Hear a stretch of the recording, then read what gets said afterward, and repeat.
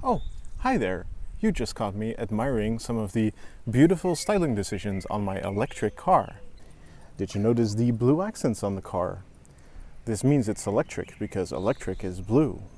And do you know that my car has zero emissions? It says so here. And here. And here. Here are some more blue accents in the headlights. Is it obvious yet that I don't really care for the look of electric cars in general, and this one in particular?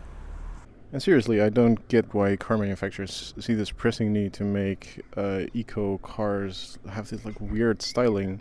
Obviously, it's not for aerodynamics, because if you look here, like the car is pretty wide. It barely fits, like the tires are against the curb there. Barely fits on the parking space, so they could have just made it smaller. And for the height, it's pretty much the same. For a hatchback, it's a pretty tall hatchback. And the rear of the car has a spoiler, which is, well, this causes airflow separation, so this means the wake of the car is pretty much as large as the car itself. So they didn't really try to optimize that like in the Prius. So it really does seem like Nissan just put all of their design efforts into finding the right shade of blue to slightly bluify all their logos with and put zero emission badges on. And that's pretty much the extent of design work that went into the Nissan Leaf. And it's pretty ugly. So yeah, let's fix that.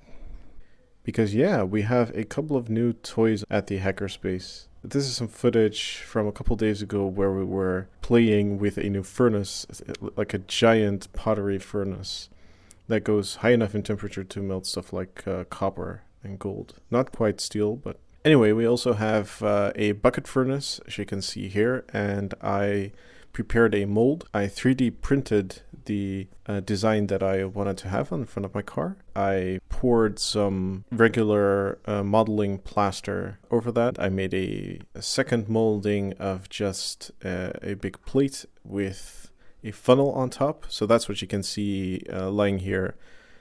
Being heated by a heat gun, because you have to preheat your mold before you start casting. Here we are pouring in molten aluminum, because yeah, we're casting aluminum. And unfortunately, during the preheating process, you kind of could look into the mold, and really annoying, the mold was starting to crack. Not a little bit, it was developing quite a lot of fissures. So we were ready for complete disappointment, but I mean, look at this. Isn't this beautiful? It came out just perfectly. So after a little bit of trimming, there was some flash, and after polishing, there it is on the car. I think it turned out pretty good. And well, I decided to just keep it as a polished casting. At first I did want to fill the letters in with like black ink or black paint, but somebody at RestSpace mentioned to me that it kind of looks better, like more like a 3D effect when I kept it this way, and I think I agree. I also decided to leave in some of the defects, and most notably this casting break. The lower cast actually cracked during preheating. And yeah, that was kind of disheartening at the time, but it still came out good, and I kind of like this. Now all that's left to do is to get rid of these stupid zero emission badges, and I've been told that they are glued on, so with just a little bit of thin nylon wire I should be able to get it off and then just clean off the glue residue.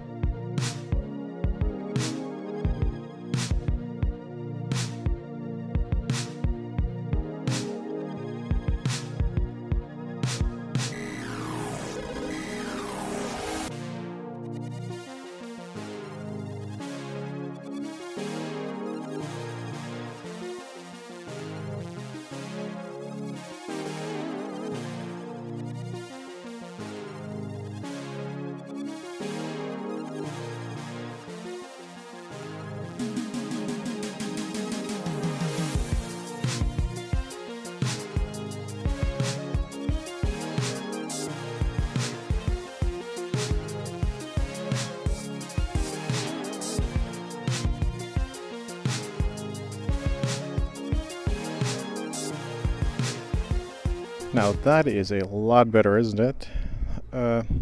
Those stupid badges are removed. Obviously you can now see that the car needs desperately to be washed, but that's another issue entirely. Now on the rear I'm not quite sure yet what to do. Both the Nissan badge and the Leaf badge are just stuck on with sticky tape, so I can get them off fairly easily and replace them with something better.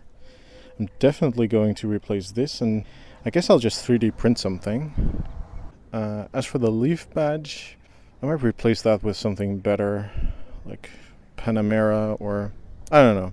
Say something in the comments. I'm sure there's a good idea somewhere. I'm really happy with how the cast turned out. And I hope you enjoyed this video. Next time, more CAN bus stuff.